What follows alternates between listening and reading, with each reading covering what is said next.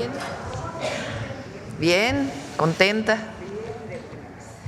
Bien y de buenas. Bueno, el día de hoy vamos a hablar obviamente de la elección del Poder Judicial. Está Rosa Isela Rodríguez, secretaria de Gobernación, para hacer un recuento del día de ayer, y también Ernestina Godoy, para también hacernos un recuento de cómo fue que llegamos a la elección del Poder Judicial. Y antes de ello, pues como es lunes, ¿quiénes quieren los precios? Con Iván Escalante, Procurador Federal del Consumidor, y al cierre del día de hoy, Humanismo Mexicano, con Diana Aurora Correa. Adelante, Rosa Isela. Primero Iván, perdón.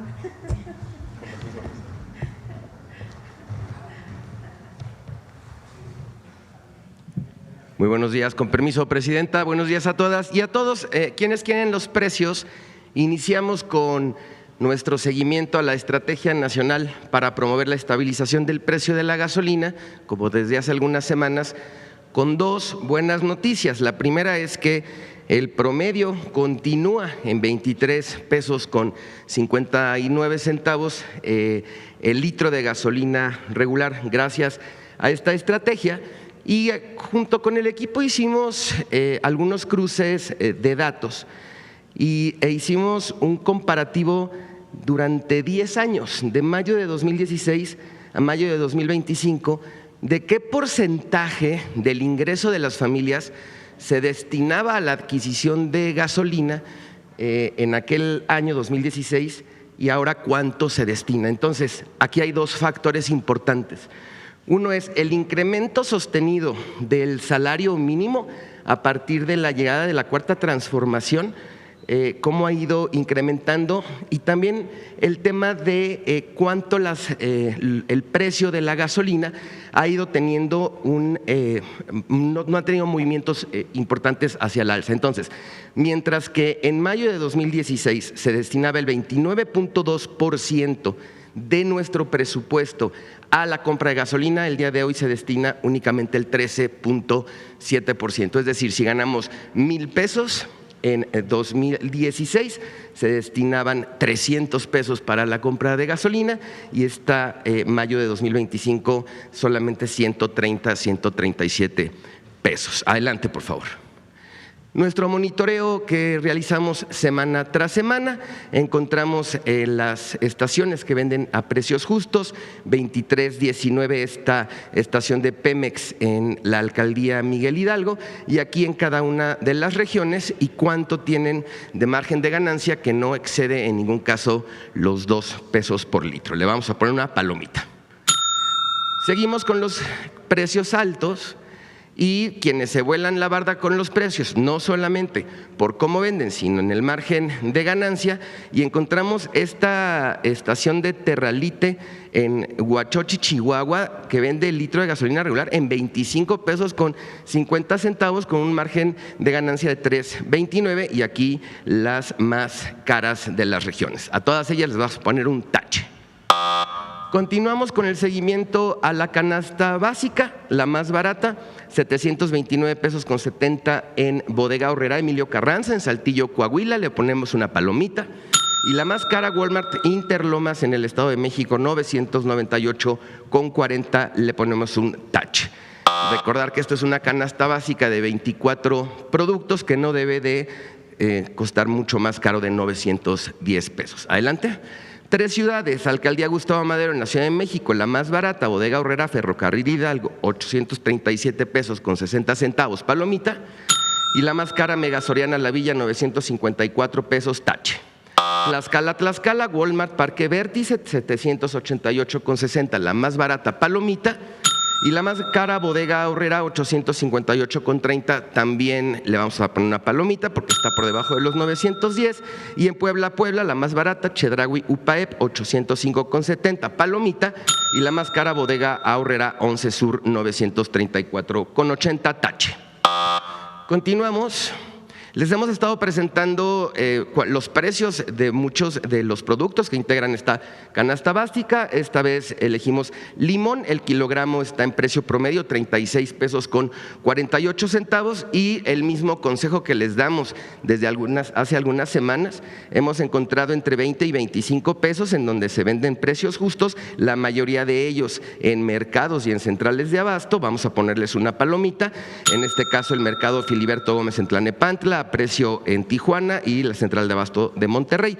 Pero miren, encontramos también precios que incluso pueden ser mucho más del doble por el mismo producto, pero cambia porque son la mayoría de ellos establecimientos fijos o tiendas de autoservicio. Esta de Coyoacán, la sucursal Cantil de Bodega Aurrera, lo llegamos a encontrar en nuestro monitoreo, está en 54 pesos el kilo. Les vamos a poner un tache. Adelante. La Revista del Consumidor tiene un canal en YouTube. Aquí estamos recomendando cómo hacer una tecnología doméstica para realizar una crema de afeitar con productos e ingredientes que pueden adquirir de manera muy fácil y muy barato, y se tardan muy poco tiempo en poderlo hacer y lo pueden realizar incluso con la familia. Ahí está el código QR para que puedan consultar directamente nuestro video y el canal de YouTube de la Revista del Consumidor. Adelante. Finalizamos con los consejos Profeco de la semana. 1, presentamos información importante que demuestra que las familias mexicanas destinan mucho menos recursos de su presupuesto para la adquisición de gasolina. 2, el kilo de limón lo puedes adquirir mucho más barato en mercados locales y centrales de abasto. 3, elabora tus propios productos con nuestras tecnologías domésticas. Encuentra los tutoriales en el canal de YouTube Profeco TV, nuestras redes sociales, la página de internet, el número del consumidor. Muchas gracias, presidenta. Muy buenos días. Gracias, Iván. Rosy. Con su permiso, presidenta, muy buenos días tengan todas y todos ustedes. Esta mañana queremos informar sobre el proceso electoral de ayer domingo. Señalar que la elección del Poder Judicial se llevó a cabo en un ambiente de paz y tranquilidad a lo largo y ancho del territorio mexicano. Se trató de una elección ejemplar. Queremos reconocer a la ciudadanía por su participación histórica, que hizo de este inédito proceso un avance importante para la democracia mexicana. La ciudadanía se interesó, se puso a estudiar, hizo todo un ejercicio de revisión y con conocimiento y conciencia emitió sus sufragios. Fue la misma población quien demandó esta reforma al Poder Judicial para acabar con la corrupción de ese órgano. La afluencia registrada ayer en las urnas cumplió las expectativas. Fue un proceso innovador que generó interés entre los participantes. La participación ciudadana representa así un paso firme en la construcción de una justicia más transparente y más cercana para el pueblo de México. Baste recordar que la consulta de juicio a expresidentes en agosto de 2021 se tuvo una participación del 7% de la lista nominal de electores, y en esta jornada llegamos alrededor del 13% de participantes, con 6 y 9 boletas con múltiples opciones a elegir. En total se eligieron 881 cargos del Poder Judicial Federal y 1,801 de poderes judiciales locales. Ayer México ganó, y ganó la democracia. Por primera vez, el pueblo ejerció su derecho a elegir de manera directa a sus jueces, magistrados, ministras y ministros. Nunca en la historia de nuestro país la ciudadanía había expresado su voluntad sobre el Poder Judicial. En el pasado, el titular del Ejecutivo Federal enviaba sus ternas al Senado de la República y definía a quienes quería de ministros de la Suprema Corte de Justicia de la Nación. Ahora, nuestra presidenta, durante su mandato, tenía la atribución por ley de designar ministros y ministras, pero ella declinó esa facultad para dársela al pueblo de México. Después del proceso de ayer, donde participaron alrededor de 13 millones de electores, lo que sigue es el conteo de votos, que se puede observar en el sistema electrónico del Instituto Nacional Electoral. El instituto prevé tener este lunes los resultados de cargos de ministras y ministros. El próximo miércoles, los de magistraturas del Tribunal de Disciplina Judicial. El jueves, los de magistraturas de la Sala Superior del Tribunal Electoral del Poder Judicial de la Federación. El viernes, los de magistraturas de salas regionales del mismo tribunal. El domingo, los de magistraturas de circuito y finalmente el martes 10 de junio, los de juezas y jueces de distrito. Además, ayer tuvimos un proceso electoral en los estados de Durango y Veracruz, donde se eligieron a 251 presidentes y presidentas municipales y a 251 sindicaturas y 956 regidurías. En estas entidades, la jornada fluyó también sin mayores contratiempos. Los procesos electorales vividos ayer son muestra del avance democrático en el país. Juntas y juntos avanzamos en la transformación del Poder Judicial y en la renovación de cargos en 2 entidades. Las mexicanas y mexicanos seguimos apostando a la democracia. Como Gobierno de México, reconocemos el trabajo del Instituto Nacional Electoral y de los organismos públicos locales electorales, del Tribunal Electoral del Poder Judicial de la Federación y de la Fiscalía Especializada en Materia de Delitos Electorales de la FGR, instituciones encargadas de organizar y vigilar el desarrollo del proceso electoral con responsabilidad y profesionalismo. También agradecemos la labor cívica de los 522,654 funcionarios de casilla y reconocemos a quienes participaron como candidatas y candidatos, así como a todas las personas que acudieron a las urnas con compromiso y convicción. El mensaje de hoy, que hoy manda México al mundo, es claro: la justicia también es un asunto del pueblo, porque como ha dicho la presidenta Claudia Sheinbaum, lo que queremos es que el rico, el pobre, el que vive en el norte, el que vive en el sur, que todas y todos tengamos el mismo acceso a la justicia. Gracias por su atención.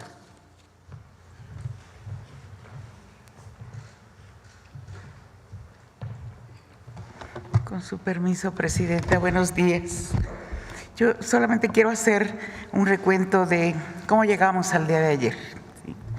El camino de esta reforma trascendental para la vida democrática mexicana comenzó con la iniciativa de reforma en materia del Poder Judicial que presentó el 5 de febrero de 2024 el presidente Andrés Manuel López Obrador, que tras el proceso legislativo fue publicada el 15 de septiembre del año pasado y marcó el inicio del camino para reformar de fondo al Poder Judicial en nuestro país. Esta iniciativa, cabe recordar, fue producto de un parlamento abierto también y más de 100 modificaciones dentro de ese proceso parlamentario. Una vez en vigor la reforma al Poder Judicial, se empezaron a recorrer las etapas que la propia Constitución dispuso para que eligiéramos a los integrantes de dicho poder de manera gradual, la mitad en este 2025 y la otra mitad en 2027. Cabe señalar que a la reforma se le realizaron modificaciones, como ya dije, y también empezamos a trabajar en otros ordenamientos legales para hacerla posible. Así, se expidió la Ley General de Instituciones y Procedimientos Electorales con las modificaciones para establecer las disposiciones complementarias para llevar a cabo la elección del Poder Judicial. En este mismo sentido, se expidió la Ley Orgánica del Poder Judicial de la Federación, que regula la nueva forma de organización en pleno de la Suprema Corte de Justicia y de los demás órganos judiciales. Se establecieron las reglas para implementar un plan de trabajo para la transferencia necesaria. Asimismo, se emitió la Ley de la Carrera Judicial del Poder Judicial de la Federación, que sienta las bases para el desarrollo de la carrera judicial de las personas juzgadoras. Conforme a lo dispuesto en la reforma constitucional, se siguieron avanzando y llevando todas las etapas y se emitieron primero los poderes. Eligieron a un comité de evaluación cada uno de los tres poderes, que eligieron este comité con personalidades del mundo jurídico muy importante. Estos comités se dieron a la tarea de emitir convocatorias ya de manera puntual y de manera libre, poner los requisitos y establecer la metodología. Así trabajaron para elegir, para definir con mucha responsabilidad a las personas que participarían en un primer momento en la insaculación que hizo el Senado de una manera pública, abierta y transparente, para definir quiénes estarían en la boleta para ministros, para ministras de la Suprema Corte, magistrados y magistrados de la Sala Superior y regionales del Tribunal Electoral del Poder Judicial, magistradas y magistrados del Tribunal de Disciplina Judicial, magistradas y magistrados de circuito, así como juezas y jueces de distrito, que implicó la elección que llevamos ayer de 881 cargos. Solo quiero mencionar que también se realizaron elecciones en 19 entidades federativas. Las campañas para esta elección judicial se realizaron de manera pacífica. Las y los candidatos demostraron creatividad, innovación y cercanía para ganarse el voto del electorado. Esto nunca se había hecho de parte de una persona juzgadora. El actor principal de esta jornada de ayer fue el pueblo de México y la gran participación ciudadana. Me resta solamente felicitar y reconocer el trabajo de todos los funcionarios de casilla que participaron en este proceso electoral histórico y sin precedentes. Muchas gracias. Es todo, presidente. Bueno, pues esta es la información. Cerca de 13 millones de mexicanos y mexicanas participaron el día de ayer en la elección al Poder Judicial. Más del doble de la participación en la votación del juicio a expresidentes. Y vamos antes de las preguntas, fíjense lo que dice el PRIAN. Es que hay que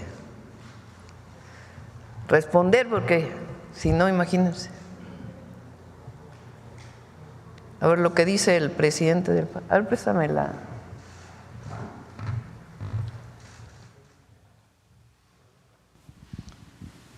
Dice, la supuesta elección del fraude judicial carece de legitimidad y participación, la evidencia es clara, no votó ni el 10% del padrón, o sea, se fue a dormir temprano porque votó más del 10%. No podemos quedarnos callados ante un proceso simulado que pretende disfrazar la imposición. Desde Acción Nacional reafirmamos que nuestro compromiso con la democracia, el Estado de Derecho y la defensa de las instituciones. Denunciaremos siempre cualquier intento de manipular la voluntad ciudadana. A ver, el PRI, son lo mismo pues, pero lo que está ocurriendo hoy con la elección judicial no es un ejercicio democrático, es un montaje grotesco, dicho por el PRI, ¿no? Las casillas están vacías, el pueblo desconcertado, quienes acuden lo hacen sin información, sin certeza, muchos votando al azar o con acordeones en la mano. Morena convirtió este proceso en una simulación que ofende al país. Han reducido al Poder Judicial a un espectáculo. Bueno, vamos a ver los resultados de la elección del 2024, o sea, hace justamente un año. Hoy se cumple un año de la elección del 2024.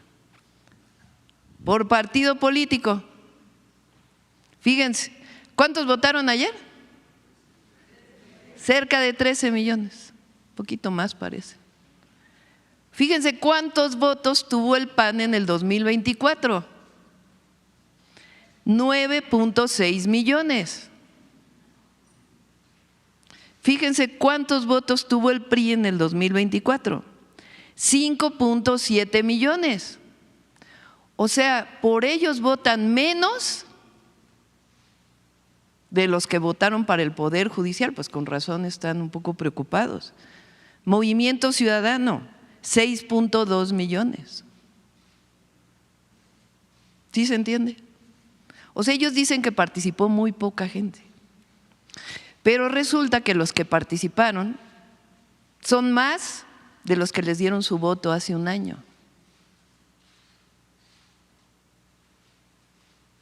13 millones de personas. Inédito, impresionante, maravilloso, democrático. Apostaban a que no iba a salir nadie a votar. Bueno, votaron más de los que votan por ellos. ¿Sí se entiende? Bueno, hay nada más para…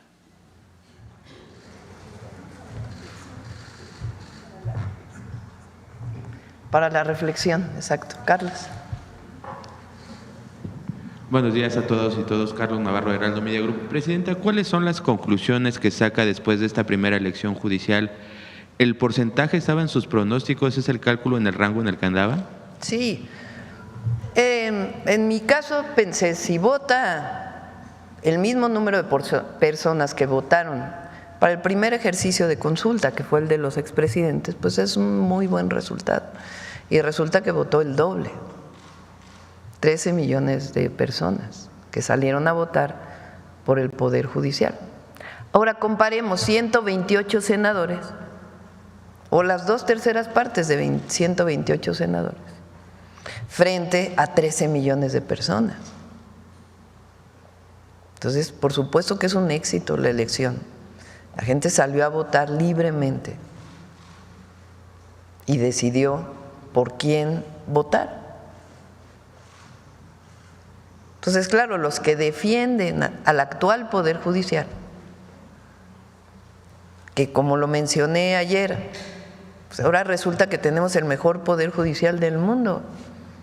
Y entonces, ¿quién explica? Fíjense, nada más en nuestro periodo, 169 personas de la delincuencia organizada han tenido cambios de medida, y entre ellos muchas liberaciones. 70 amparos a un miembro de la delincuencia organizada.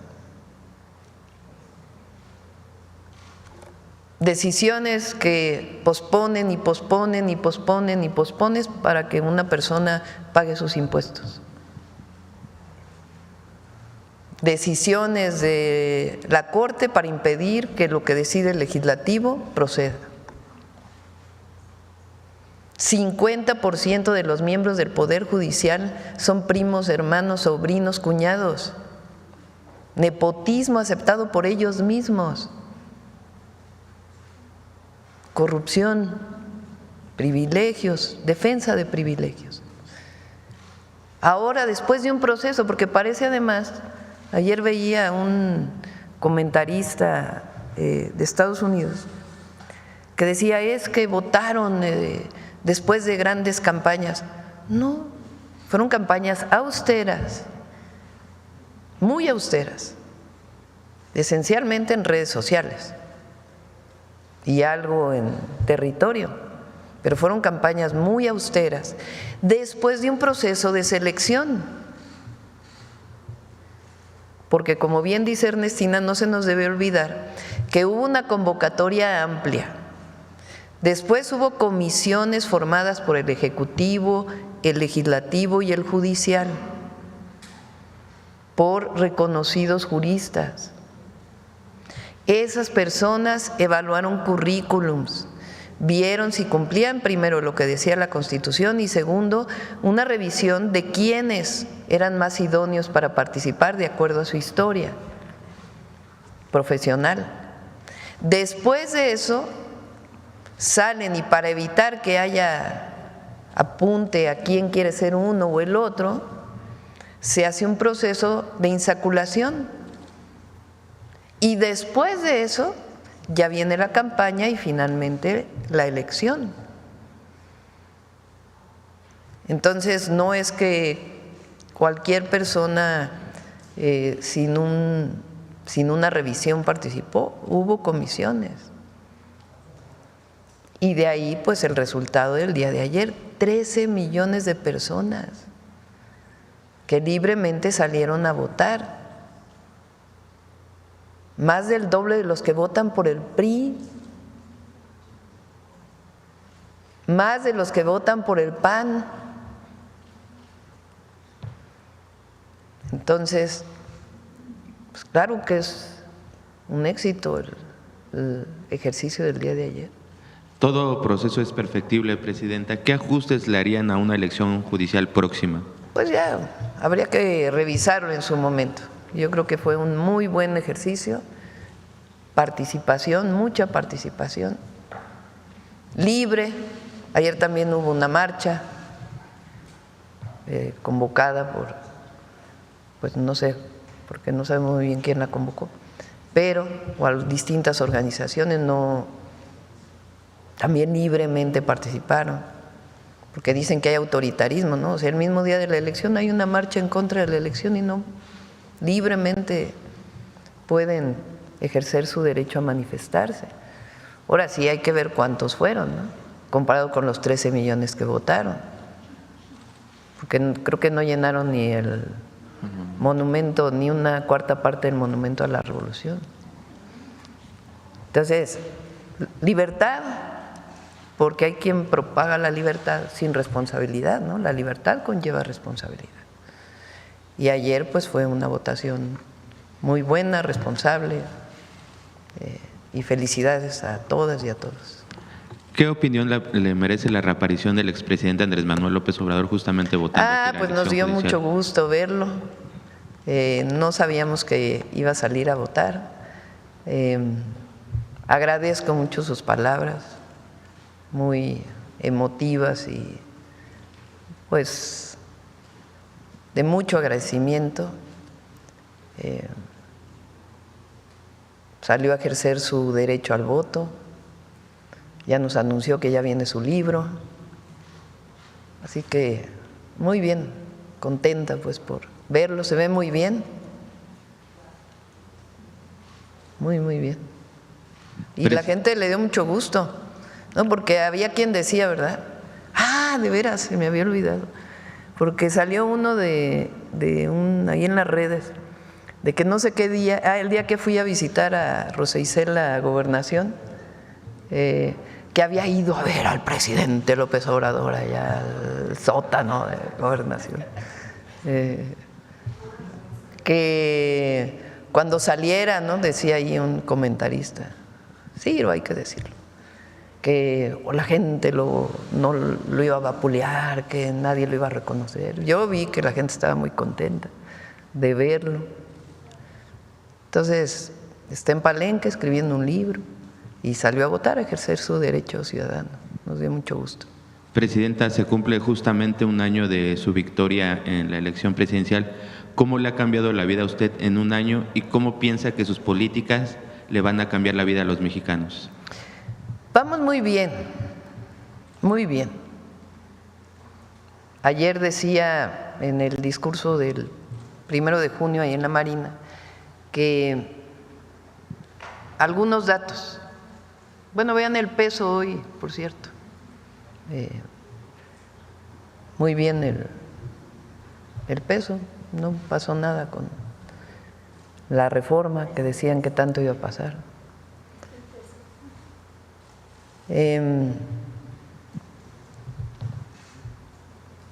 Récord en inversión extranjera directa en el primer trimestre, aumento, el nivel salarial más alto de los últimos 40 años, el nivel más bajo de pobreza laboral de los últimos 20 desde que se mide, aún con toda la circunstancia internacional que ha impactado a todas las economías del mundo y particularmente a la nuestra por la integración que tenemos con la economía de Estados Unidos. Hay crecimiento, hay bienestar, más de 11% de aumento en términos reales de los ingresos en tesorería, en el SAT, y siguen las inversiones en nuestro país y la gente está contenta, participando.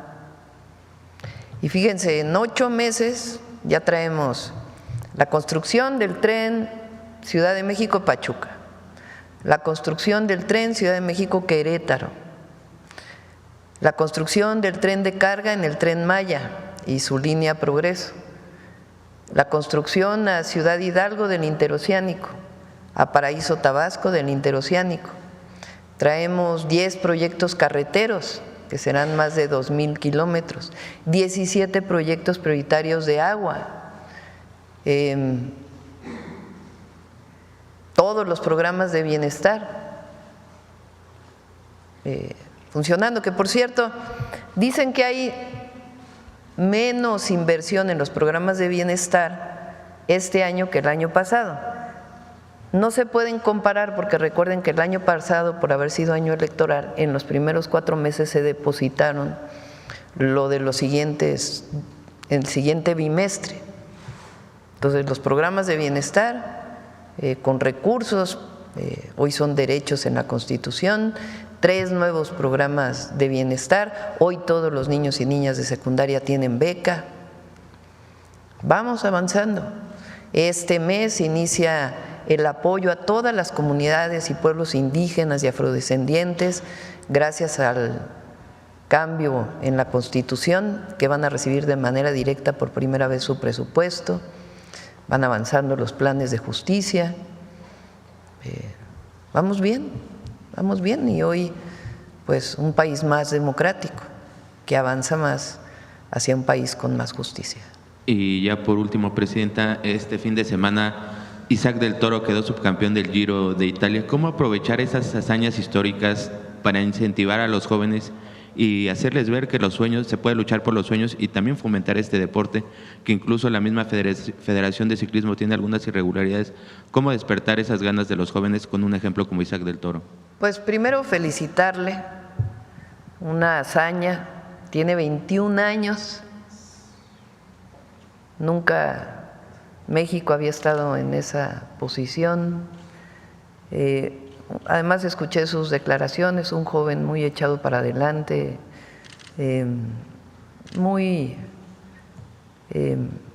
mucho ejemplo a los jóvenes de México, a las jóvenes de México.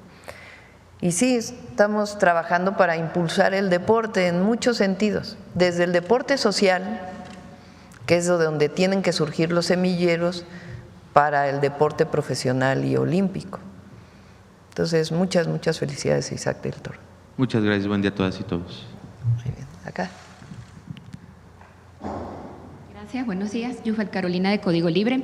Presidenta, ¿qué información nos da? ¿Cuál fue el acuerdo que se llegó con la CENTE? ¿Qué novedades hay hasta hoy? Ya vimos que varias carpas se están levantando, muchos se mantienen también. ¿Qué nos dice?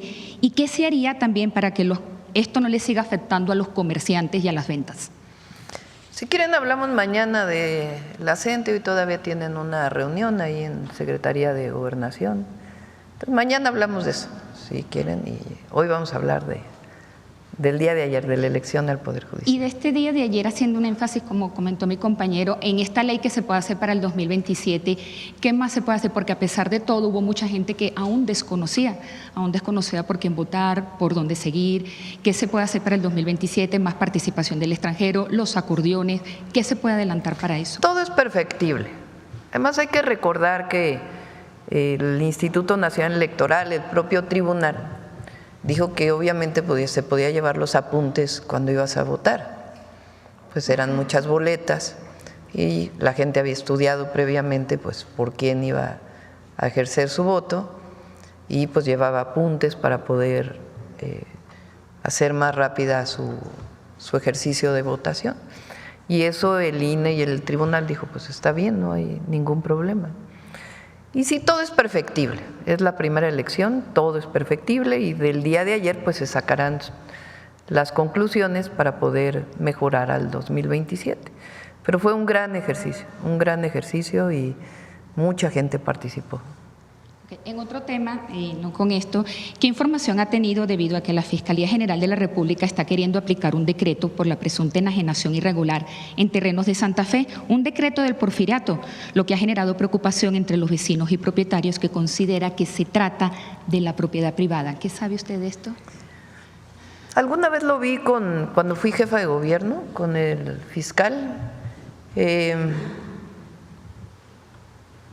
Pues tiene sus particularidades, pero hay que decir que está salvaguardada la propiedad de todas las personas, que no hay ningún problema en ese sentido. Y por último, la Fiscalía de Justicia de Tamaulipas confirmó el jueves los 5 cuerpos encontrados en Reynosa que pertenecen al grupo fugitivo, pero Presidenta, los padres y familiares de ellos se están pronunciando porque apenas sus huellas y las pruebas que hicieron fue después que dijeron que eran de ellos. Ellos quieren pronunciarse, quieren que esto lo lleve la Fiscalía General de la República.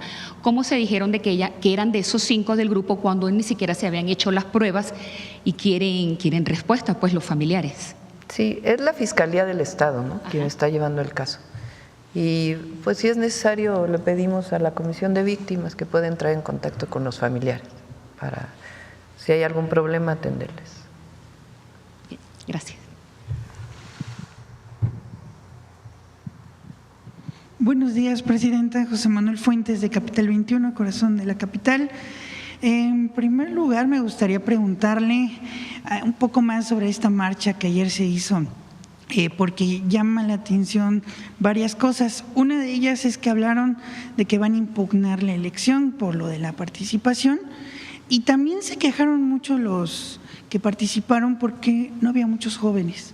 Estaban incluso diciendo que los jóvenes estaban participando en la elección y no estaban en la marcha. Esa fue la queja que había en la marcha. Entonces, preguntarle también sobre esta participación de los jóvenes en la elección y que en la marcha pues realmente no estuvieron participando los jóvenes. Y esa fue la queja de los que estuvieron marchando en contra de la elección judicial. Participaron de todas las edades en la elección del día de ayer, jóvenes. Pues, en realidad estuvimos viendo las redes sociales, las fotografías que salían. Creo que hubo encuestas de salida, a lo mejor ahí se puede ver si de varias empresas, incluso el propio INE, entonces se podría ver qué edades tienen los que asistieron a votar el día de ayer. Fue un ejercicio inédito y el pueblo respondió muy bien, muy bien. Es extraordinario lo que vive en nuestro país. Y claro, hay quien no está de acuerdo, pero pues así como que mucha capacidad de movilización pues no se mostró. Hay que ver quienes participaron, mucho enojo. Por eso yo les decía, yoga, tranquilos, no pasa nada, nada. Esta campaña de que vamos al autoritarismo y que ahora la presidenta va a tener mucho poder porque ella va a controlar al Poder Judicial. Es lo que decimos, a ver, si el objetivo hubiera sido controlar al Poder Judicial, ¿para qué hacemos una elección? Si el objetivo hubiera sido controlar el Poder Judicial, pues hubiéramos hecho una reforma como la de Zedillo, que quitó a todos los que había, puso a los nuevos y él los nombró. Entonces, ¿para qué tanto lío de hacer una elección popular? No, lo que queremos es que haya justicia, que todo el pueblo de México tenga acceso a la justicia. Y ahora las y los jueces, magistrados, ministros, pues le responden al pueblo, no a la presidenta, al pueblo. Porque ahora resulta que siempre fue autónomo el Poder Judicial en las épocas del PRI.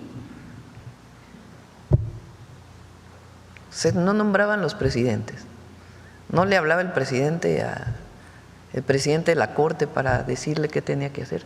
¿Qué pasó en el desafuero cuando Fox era presidente?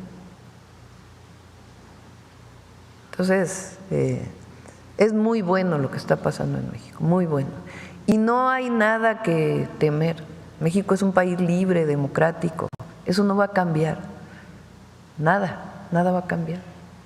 Más que el acceso a la justicia con la elección de ayer. Nada de que vamos a Venezuela y a Nicaragua y a todas estas cosas que un régimen autoritario. Ayer invitó la presidenta del INE a una reunión sobre seguridad a personas de las Fuerzas Armadas a que estuvieran presentes en la reunión, invitados por la presidenta del INE para que conocieran. No, bueno, ya el ejército se está apoderando del INE, terrible. Era una reunión de seguridad. Entonces, México va hacia adelante, es extraordinario lo que está pasando. Y sobre, también este tema, antes de la elección, en redes sociales también se criticó mucho de esta reunión que sostuvo la presidenta de la Suprema Corte, Norma Piña, con una comitiva de la Organización de los Estados Americanos. ¿Qué opinión le merece esto que estuvo circulando en redes sociales y esta foto en donde está la presidenta de la Suprema Corte?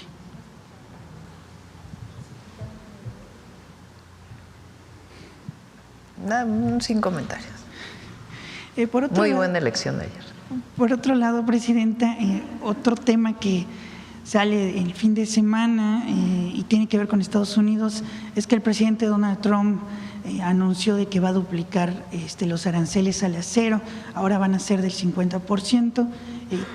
¿Qué acción va a tomar su gobierno? ¿Si se va a reunir otra vez con la industria o si van a dar Hoy una tenemos respuesta? reunión con la Secretaría de Economía.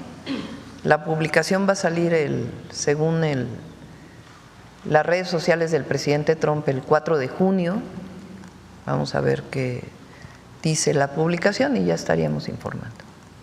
Gracias, presidenta. Y por último, usted el fin de semana estuvo con la jefa de gobierno, Clara Brugada, fue a la planta de carbonización hidrotermal.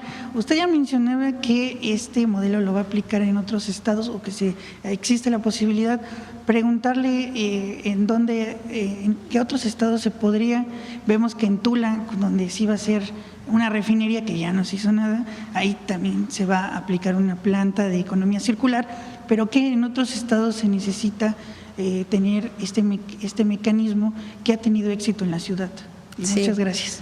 Primero, fuimos a visitarla con la secretaria de Semarnat y Clara para conocer el avance del proceso. Es un proceso muy interesante que transforma basura orgánica en carbón vegetal, esencialmente. Y nuestra idea es seguir apoyando a la ciudad para que se amplíe el procesamiento de basura en la Ciudad de México. pero no solo en la Ciudad de México, sino en otros lugares. Para ello, en particular en Tula, vamos a hacer el Polo de Bienestar de Tula tiene como temática la economía circular. ¿Qué es la economía circular? Pues en vez de que la basura se deseche, que entre de nuevo al proceso para poderla utilizar.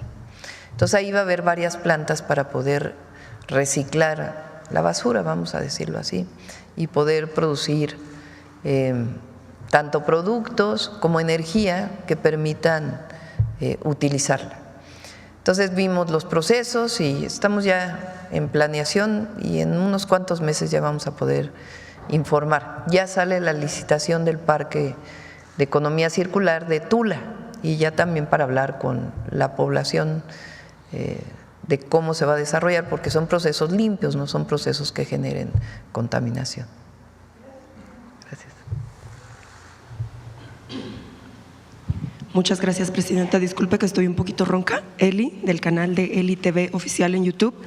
Mi pregunta, presidenta, es: el día de ayer tuve la oportunidad de acudir a la marcha a documentar, y es verdad lo que usted dice, se notaba mucho odio, mucho rencor, mucha impotencia, porque pues no podían lograr sus metas, lo que ellos quieren lograr, ¿no? Incluso pues hacían el llamado de no ir a votar. No sé qué tanto efecto tuvieron, pero estaban muy, muy molestos. Incluso en la marcha estuve preguntándoles acerca de qué pensaban de la reaparición del presidente Andrés Manuel López Obrador, y estaban completamente fuera de lugar. Incluso llegaron a decir que no era AMLO, que era un holograma. De hecho, sacaron muchas notas diciendo que estas imágenes que se convirtieron virales del presidente fueron hechas a través de inteligencia artificial.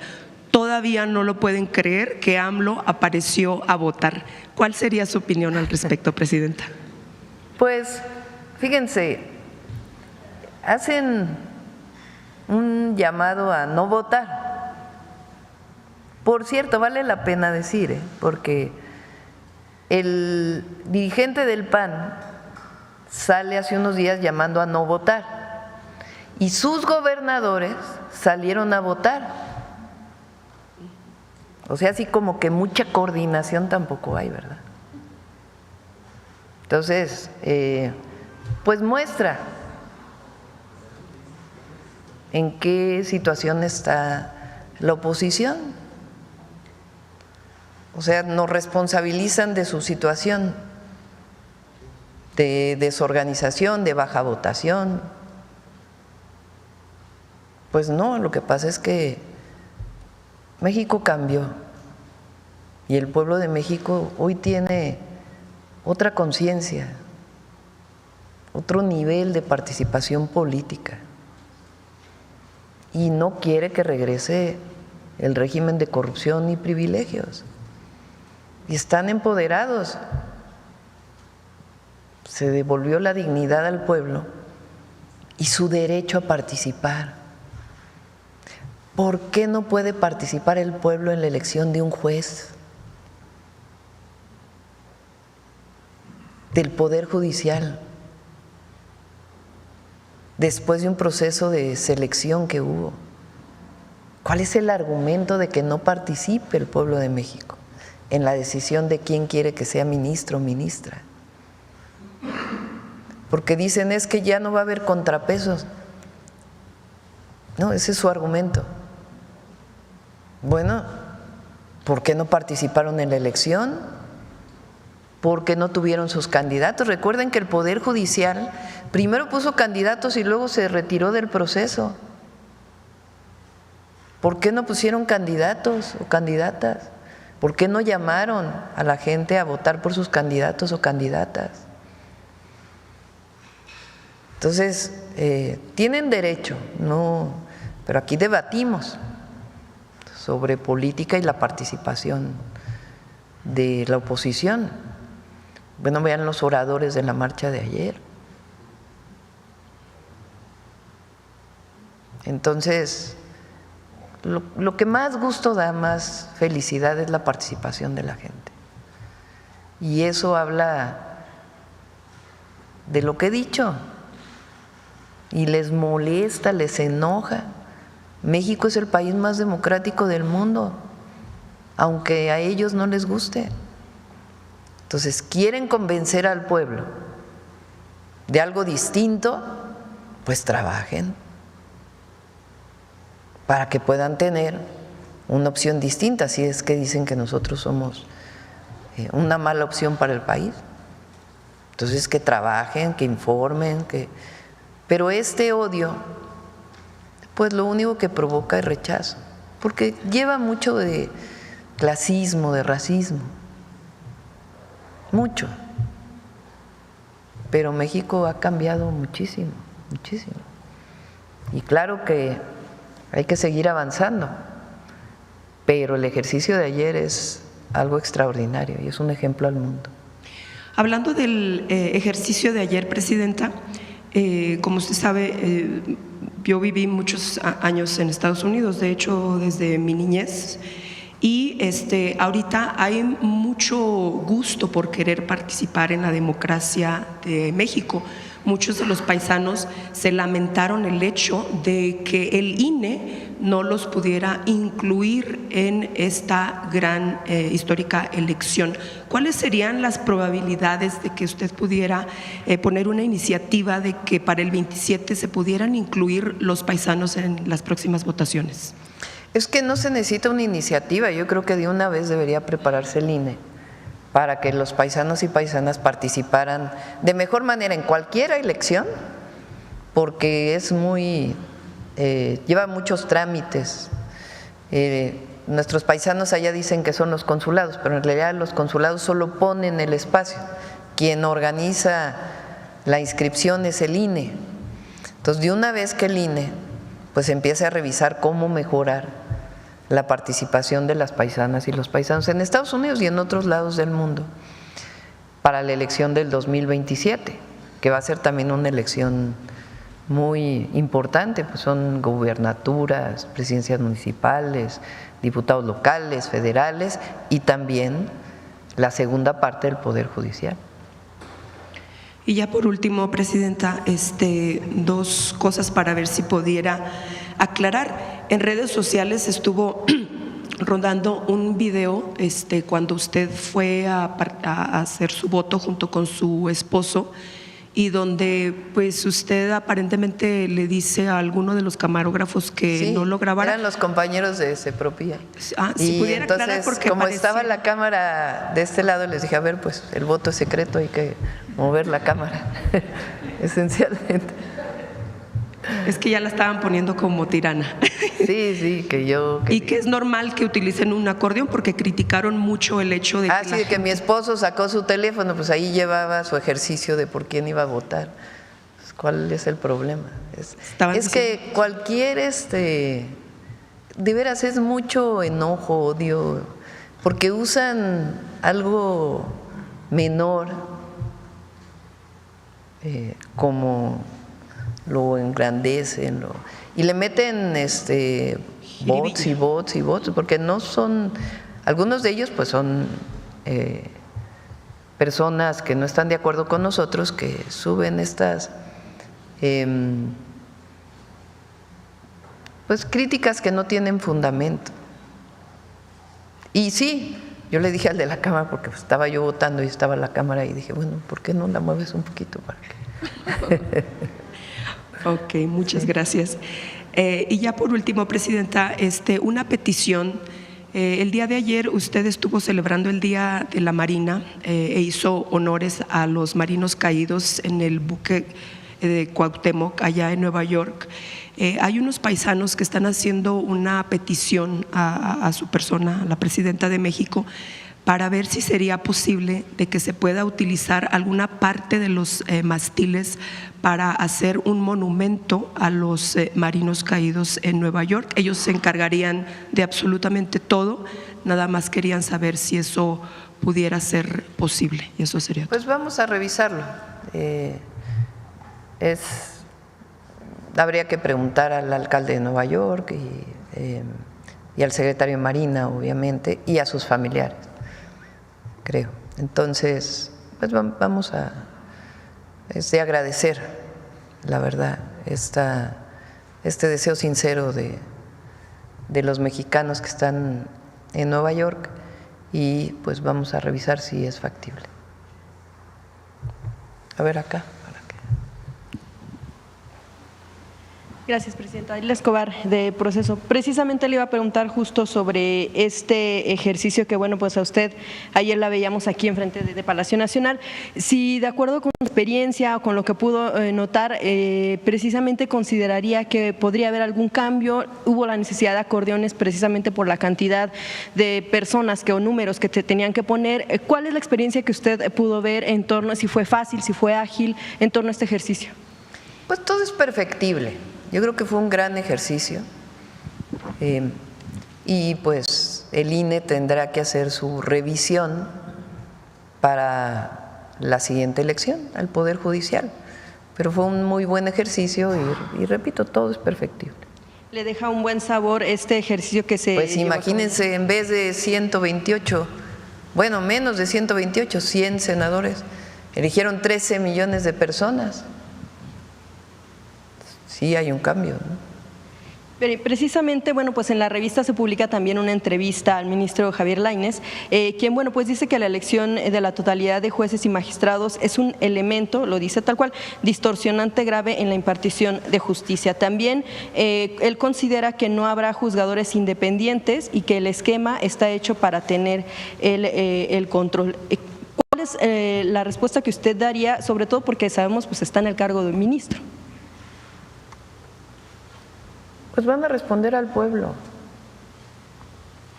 Por supuesto que el ministro Lainez no está de acuerdo, ya lo sabemos. Es respetable su posición, pero no estamos de acuerdo. Y no está de acuerdo solo la presidenta, sino el pueblo de México, porque si no, hace un año no hubieran votado como votaron y no hubieran salido ayer a votar. Entonces, una posición respetable, pero lo que no se puede decir es que la Corte siempre ha sido autónoma e independiente. En las épocas del PRI, de que ganaba el PRI, pues la Corte era un aparato más del Estado, vinculado con el presidente. Y no me digan que con Calderón o con Fox o con Peña eran muy independientes y autónomos. Entonces, repito, si el asunto hubiera sido, ¿para qué hacer tanto lío de una elección? Si el objetivo hubiera sido que la presidenta controlara la Corte, pues hubiera sido más fácil. Cambio constitucional, se van todos, entran nuevos y los propone la presidenta, como le hizo Zedillo en el 94. No, para sanear el Poder Judicial, que reconocido por su propia presidenta está llena de nepotismo. ¿Por qué hablan de carrera judicial? Carrera judicial quiere decir que hicieron su examen, lo pasaron y luego la siguiente y la siguiente. Entonces, ¿por qué hay tanto familiar en el Poder Judicial? O sea, ¿cualquiera puede llegar a ser juez bajo el sistema anterior? ¿Cualquiera que tuviera méritos? Porque todos los que están participando tienen méritos, porque fueron seleccionados por una comisión que revisó sus currículums, incluso en algunos casos se entrevistaron a las personas. Entonces, claro, él no está de acuerdo, está muy bien, pero el pueblo de México piensa distinto.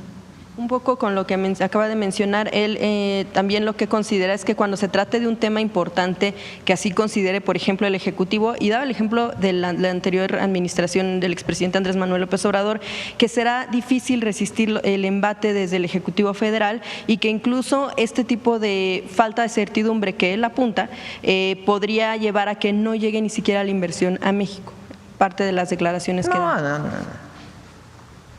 Es que es eso, son esos argumentos que quieren asustar. Eso, tienen ¿Por qué un ministro de la Corte dice eso? Que al revés debería estar llamando a que se invierta en nuestro país, no decir, oigan, tengan cuidado, no inviertan en México. La verdad, miren el peso el día de hoy. A todos los inversionistas en México va a haber más justicia, va a haber más acceso a la justicia, va a ser más expedita. No van a tener que estar soltando cantidades de dinero para tener la resolución. Pero también los que menos tienen también van a tener acceso a la justicia. Es el objetivo de la reforma. Nadie por encima de la ley. Bien, Presidenta, gracias. En otro tema, el asunto lamentable del asesinato de funcionarios de la Jefatura de Gobierno hace unos días de la Ciudad de México, saber cuáles son los avances que le ha compartido el gabinete y que se han compartido, por supuesto, en el gabinete con esta coordinación que tiene desde la Secretaría Federal e incluso otras instancias. Van avanzando y ya habrá el momento para que puedan dar la información. Si en algún momento, solo para en este tema, para concluir este asunto, si en algún momento le han hablado de elementos que descarten, por ejemplo, la participación de un grupo criminal por cuestión de venganzas, o si el origen tiene que ver con elementos de una carga más política. Ellos están haciendo la investigación. Como dije la primera vez, pues no, en esto no puede haber especulaciones, sino investigación científica que pueda dar resultados, y ahí hay mucha colaboración y coordinación con la Fiscalía General de Justicia de la Ciudad de México, y se le está apoyando en todo lo que requiere por el gabinete del Gobierno de México. En otro tema, Presidenta, gracias. La Fiscalía, también en proceso se publica que la Fiscalía, y tal vez nos podría ayudarla hoy, consejera, la Fiscalía de Investigación en Delitos Ambientales y en materia de protección urbana ha sido señalada por prácticas irregulares que mencionan algunas de las personas que lo señalan, asegurar inmuebles sin órdenes judiciales y acusando a residentes de cometer invasiones. Hay diferentes casos que se mencionan, por ejemplo, un caso de Sinaloa 96 en la Roma, otro caso aquí incluso en la Merced. Quisiera preguntar, se habla entonces pues de desalojos, aseguramientos irregulares, y bueno, en algún momento también si la entonces fiscal Ernestina pues nos pudiera decir si hubo algún señalamiento, si hubo alguna detección de irregularidades, y si entonces haría falta la revisión necesaria para un procedimiento en dicha fiscalía que se lleven a cabo procesos. Ernestina es un trabajo extraordinario al frente de la Fiscalía, y entre otros temas, cuando fui jefa de gobierno, uno de los temas que veíamos en gabinete era de algunos despojos de inmuebles, y se hicieron protocolos muy estrictos, tanto para llevarlos ante juez como protocolos que pudieran resolver de manera más expedita frente a un juicio que pudiera llevar muchísimos años la pertenencia de la persona que decía que había sido despojada. Entonces hizo mucho trabajo, y este caso, pues, en todo caso, pues tendría que plantearse un caso en específico y que se revisara. Pero fue un muy buen trabajo el que hizo Ernestina. Sí, revisarían en todo caso ese pues, tipo de… siempre se apoya a la Fiscalía. Y justo hablando de temas de aseguramientos o lo que tiene que ver con cuestiones de inmuebles, sabemos en los últimos días también se ha dado una circunstancia especial aquí en la calle Peralvillo, en la colonia Morelos, con un sitio que era un hospital, así era como se trabajaba en ese inmueble, y bueno, pues ahora algunos de los residentes, independientemente de si hay una cuestión política, no, sí hay la incertidumbre de saber qué va a suceder con ese predio, si en efecto será uno un albergue, qué es lo que se estaría pensando que pudiera hacerse, si es necesario, o si pudiera ser tal vez a lo mejor un espacio también educativo, como las universidades o las escuelas que usted ha promovido. Eso le corresponde al gobierno de la ciudad, definirlo. Ellos, Clara es una extraordinaria jefa de gobierno, es una mujer extraordinaria, de primera, trabajadorcísima, creativa, de principios, con carácter y al mismo tiempo con mucha cercanía con el pueblo. Y ella está buscando lugares para poder, donde haya albergues para personas tanto en situación de calle como migrantes. Entonces está buscando las mejores opciones. Y ella, como siempre se hace en la ciudad, porque si no, no se podría gobernar la ciudad, pues tiene que consultar a los vecinos y ver que estén de acuerdo. Pero es una decisión de ella y nosotros la apoyaríamos en la decisión que tome. Sí, precisamente por el asunto de las decisiones, que le baje el compañero.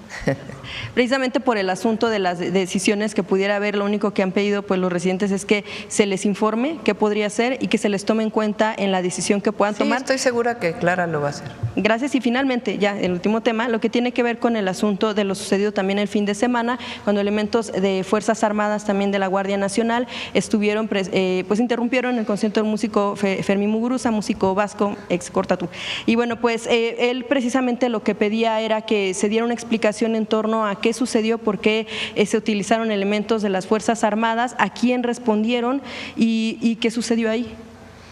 Primero hay que decir que el lugar que ocupa hoy el Foro Alicia se lo dimos nosotros cuando fui jefa de gobierno.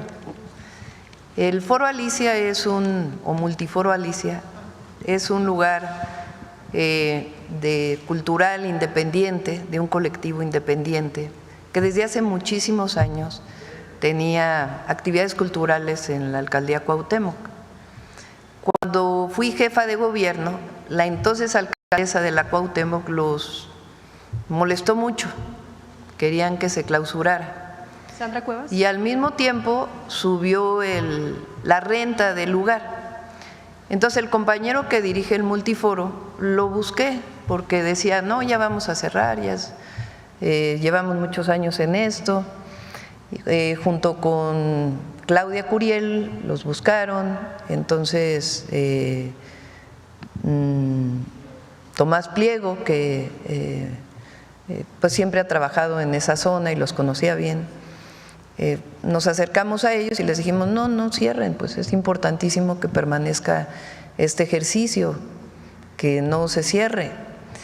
Entonces había un lugar en Santa María la Ribera que era del gobierno de la ciudad que no había tenido ocupación. Entonces les planteamos que por qué no se daba un permiso temporal al Foro Alicia, a ellos, para que ellos pudieran seguir haciendo sus conciertos. Finalmente se hizo todo el trámite y se les entregó. Entonces el lugar que ocupan hoy pues es del gobierno de la ciudad. Entonces imagínense pues que nosotros hubiéramos querido cerrar eso, pues claro que no.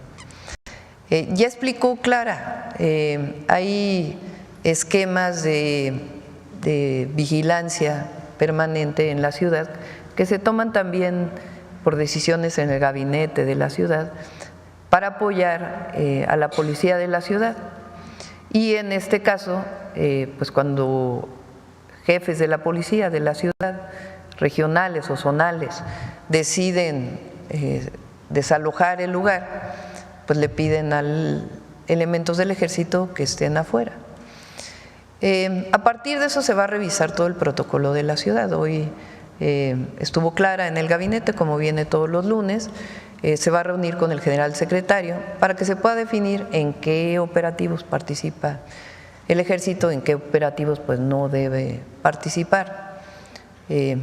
Y bueno, ya todos dijimos que no fue correcta esta actuación y pues que siga funcionando evidentemente el Foro Alicia con todos sus permisos, obviamente, con lo que tienen que cumplir. Sí, porque hasta ahora entonces sí era posible que tuviera la facultad la policía capitalina o cualquier policía local. Es que son, digamos, hay ciertos operativos y protocolos que se definen.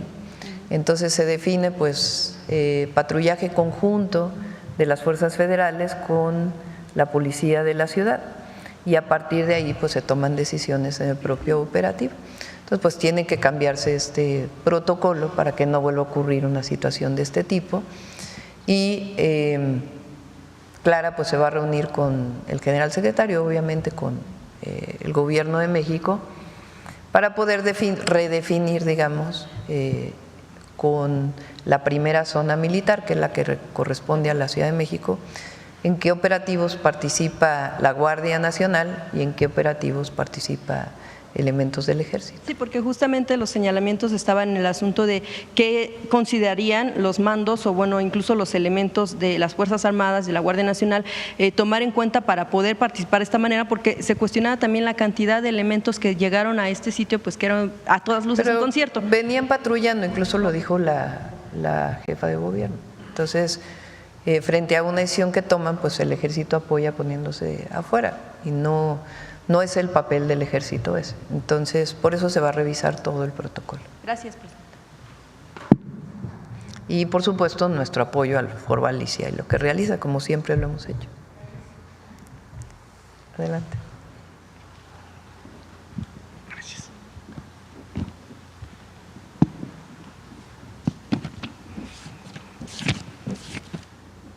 Buenos días, presidenta. Buenos días, servidoras, servidores públicos, compañeros y compañeras. Sósimo Camacho, de Luces del Siglo y del noticiero Luces Mañaneras. Pues el día de ayer ha ocurrido una jornada histórica, precisamente porque por primera vez en mucho tiempo se está renovando al Poder Judicial con elecciones de carácter popular. Aquí, presidenta, en algún otro momento le he comentado acerca de que, bueno, pues es un avance muy importante lo que tiene que ver con el sistema de impartición de justicia, pero será muy importante también reformar el sistema de procuración de justicia, precisamente para que la propia población pueda acceder a una justicia de carácter integral. Y también falta sanear corporaciones policíacas, porque hay muchos casos que se replican en distintas partes de la República y desde hace mucho tiempo, donde policías prácticamente generan culpables y terminan por saturar hasta las cárceles mexicanas con personas que no tendrían por qué estar tras las rejas. Hoy quiero ejemplificarle con un caso que publicamos precisamente en Luces del Siglo, el de Ángel David Pedrosa Sánchez, quien fue detenido el 4 de marzo de 2024 por policías de la Ciudad de México, y la detención se hizo en el Estado de México, fuera de la jurisdicción, y en ese momento trasladaron a él y a sus acompañantes, los trasladaron hacia la Ciudad de México para fingir que había ocurrido la detención en la Ciudad de México. De todo esto da cuenta una cámara privada de un domicilio que por fortuna pudo captar esta situación, y por lo tanto se acredita que no solamente los detuvieron fuera de la Ciudad de México, sino que además les robaron sus pertenencias. Se ve cómo vejan a las personas, cómo les quitan sus carteras, su dinero, los policías se los meten en los chalecos. Todo eso está documentado y está precisamente en videos, e incluso también por la propia investigación que ha llevado los familiares de estas personas, pues se pudieron obtener los GPS de las patrullas y en efecto dan cuenta que la detención se realizó en Nezahualcóyotl y no en la Ciudad de México. En ese sentido, pues recordarle también que en este caso vendieron los policías las fotografías a un medio de comunicación de esta detención, hicieron pasar a estas personas como si fueran los grandes secuestradores, etcétera, cuando pues eran personas que no tenían, de acuerdo con estas evidencias, pues ningún tipo de actividad de carácter delictivo. Hay denuncias penales por estos hechos en la Fiscalía para Investigación de Delitos Cometidos por Servidores Públicos de la propia Fiscalía de Justicia de la Ciudad de México. También hay carpetas de investigación en la propia Secretaría de Seguridad Ciudadana sobre este hecho, y señalar que también una de estas personas obtuvo su libertad gracias a estas pruebas recabadas por los familiares. Sin embargo, las otras no lo han tenido por vericuetos de la propia justicia, y resulta pues importante comentarle que son prácticamente pues decenas de miles las personas que están injustamente presas en cárceles mexicanas, y mi pregunta va en dos sentidos. Primero, una opinión sobre este caso, y en segundo lugar, sobre si habrá un programa de amnistías como hubo en el sexenio pasado, y también de preliberaciones para atacar precisamente el caso de saturación de cárceles por personas injustamente presas. Pues que se revise el caso que mencionas, se lo damos al Gabinete de Seguridad para que se revise. Y se sigue trabajando de la misma manera que en el sexenio anterior, el del presidente López Obrador, por Secretaría de Gobernación. Ahora Rosicela tiene mucha experiencia en esto, y pues ahora con el nuevo Poder Judicial va a ser más fácil también, porque vienen además un cambio de leyes secundarias para hacer más expedita la justicia. Entonces, se sigue revisando. Por supuesto que estamos en contra de que haya una persona inocente en la cárcel. Ahora eso depende de la Fiscalía, en efecto, quien acusa, y de los jueces, y de los abogados que puedan tener pues las personas que van a ser sentenciadas. Entonces, todo el sistema tiene que perfeccionarse. ahora pues empezamos por el Poder Judicial. Presidenta, ¿y sigue entonces el programa de preliberación? Sí, sigue, continúa. Gracias. En otro tema, Presidenta, pues no solamente hubo elecciones ayer del Poder Judicial, sino también de 2 estados de la República que renovaron precisamente presidencias municipales, regidurías. También me gustaría conocer su opinión sobre este asunto, más allá de que, pues, por su parte, el PRI ha declarado que ganó las elecciones prácticamente en Durango, Morena en Morelos. Me gustaría conocer su opinión sobre estas elecciones. Vamos a Veracruz, sí, Durango. Así es. Si quieren mañana lo comentamos ya que salgan los resultados completos. Presidenta, y finalmente, usted ha impulsado una conducta ética del ejercicio público y ha enviado una carta a la militancia de Morena para que se conduzcan con coherencia, es decir, con austeridad, honestidad y desterrar también las prácticas de derroche de recursos y también de gastos innecesarios. En ese sentido, me gustaría preguntarle si hay algún tipo de mecanismos que se estén diseñando, desarrollando para verificar que esto ocurre, es decir, si es que se puede verificar, hay un mecanismo para ello, para ver quién utiliza, por ejemplo, helicópteros o utiliza aeronaves. Sí, pero no nos corresponde a nosotros estar supervisando. Morena tiene su propia comisión de honestidad y justicia que tiene que, frente a denuncias, pues resolver. ¿Sería la Comisión de Justicia de Morena quien tendría que llevar a cabo ese tipo de pues es revisión? Dentro de un partido político, sí. Muchas gracias, Presidenta. Gracias. Acá y luego terminamos. Gracias, Presidenta. Buenos días. Judith Buenos días. Sánchez Reyes, de Perspectivas MX y Radio Milet. Ahondar un poco acerca de este albergue que se piensa instalar en la calle de Peralvillo número 75, aquí en la alcaldía Cuauhtémoc. Los vecinos aledaños a las colonias, ¿no?, que se encuentran cerca de este lugar, ponen sobre la mesa los riesgos que pudiera representar la instalación de un inmueble con estas características, sobre todo lo que tiene que ver con servicios básicos que pudieran en un momento colapsar, también situaciones, por ejemplo, de inseguridad, de salud y de movilidad. En ese sentido, al ser, independientemente de que es una decisión local, finalmente al ser un albergue para migrantes estaría también involucrado el Instituto Nacional de Migración como autoridad federal. En ese sentido, ¿cuál sería también como el apoyo, la coordinación que daría la federación justo para poder cubrir estos temas que ponen sobre la mesa los vecinos que se han estado manifestando en las últimas semanas? Es un tema de la Ciudad de México. ¿El Instituto Nacional de Migración no tiene aquí? No autoriza o desautoriza, digamos. Es esencialmente de la ciudad. Y yo pienso, en primer lugar, que todos debemos ser sensibles a una situación de una persona migrante que tiene derecho a tener un espacio y no estigmatizar a una persona migrante, sino imagínense, estaríamos cayendo en cuestiones de racismo, de clasismo, de discriminación. Eso es lo primero. Lo segundo, pues evidentemente la ciudad, como otros estados de la República, pues está buscando un lugar para poder tener este albergue y tiene que platicar con los vecinos. Entonces, pues Clara lo hace muy bien y estoy segura que lo va a hacer muy bien. Y lo que requiera del gobierno federal, pues lo va a tener. Bien. Y los vecinos también, pero es esencialmente un tema de la ciudad.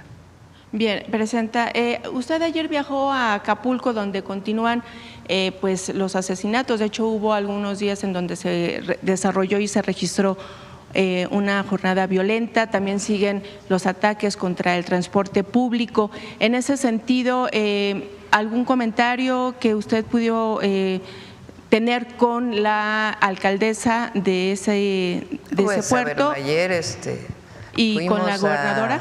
Fuimos al 1 de junio, que es el Día de la Marina. Por cierto, tenemos un video por ahí del Día de la Marina. Entonces fuimos a eso y la verdad, porque el Día de la Marina Nacional no solamente es para la Marina Armada de México, sino es para toda la actividad que tiene que ver con los mares en nuestro país. incluida la Marina Mercante. Entonces fuimos a eso. En Acapulco estamos haciendo un trabajo coordinado muy bueno.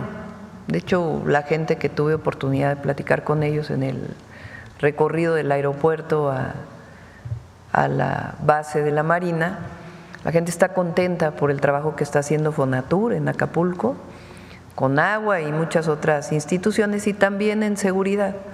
Hay muchos elementos de la Guardia Nacional y ha habido varias detenciones. Entonces, ya si quieres el día que venga el Gabinete de Seguridad ya puedes plantearle alguno de los temas. Pero vamos avanzando también en Acapulco. Sobre todo tomando en cuenta, Presidenta, que justo estos actos o hechos violentos pudieran en un momento dado mermar, impactar la cuestión del turismo, tomando en cuenta que ya si Acapulco cada vez tiene más turismo, se ve muy bonito Acapulco. Los invito a que vayan a Acapulco, a que la verdad la costera está preciosa. No, está muy bien Acapulco y muchísimo turismo, muchísimo. Ahora pues fuimos más temprano, pero la última vez que estuvimos ahí, no recuerdo el día, salimos ya más tarde y llenos los restaurantes, muchísimo turismo, todos los edificios que fueron dañados por el Otis, todos están en rehabilitación, algunos ya totalmente rehabilitados. El Hotel Elcano, por ejemplo, que estaba todavía pendiente de su rehabilitación, hubo un grupo empresarial que decidió adquirirlo y ponerse a trabajar. Muy buen trabajo está haciendo ahí la Secretaría de Turismo, el Gobierno del Estado y la Presidenta Municipal, con mucha coordinación.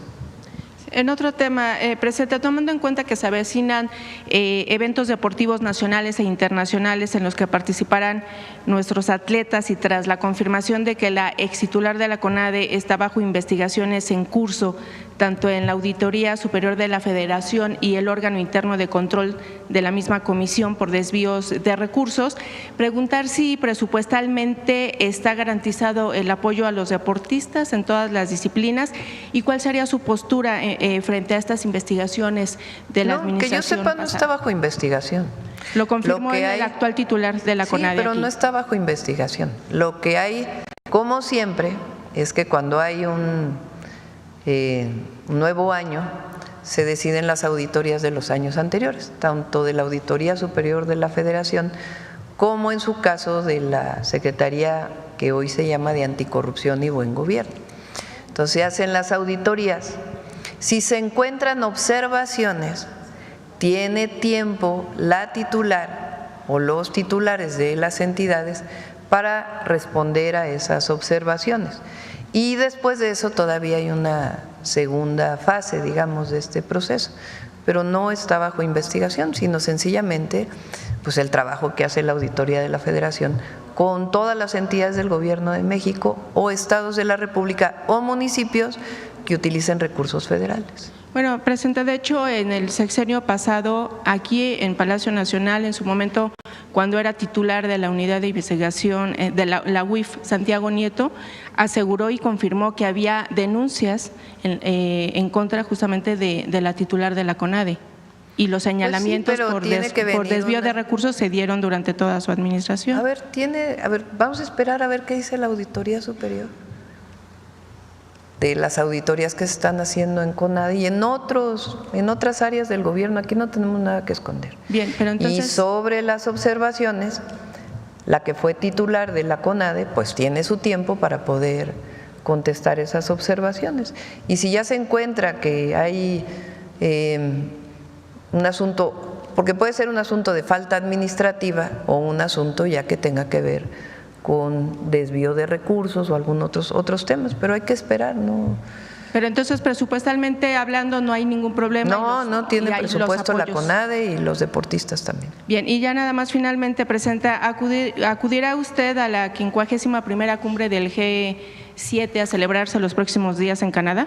Todavía estamos en esa definición. ¿Cuándo daría el aviso? ¿Cuándo nos confirmaría? Todavía estamos en esa definición. Vamos a esperar. Y nada más, no sé si pueda usted hacernos una precisión. Estuvimos hablando con algunos maestros y ellos dicen que, bueno, independientemente de esta, digamos, el hecho de que quieren que se caiga la ley del ISSSTE, realmente lo que ellos dicen es que el aumento salarial del 9% en ese momento y del 1% posteriormente no se va a ver reflejado en el salario como tal, que de hecho ese aumento se da a otras prestaciones. En ese sentido, ¿cuál sería realmente el aumento real, o sea, el porcentaje real al aumento de los docentes? 9% para todos aquellos docentes que ganan menos de 27,000 pesos.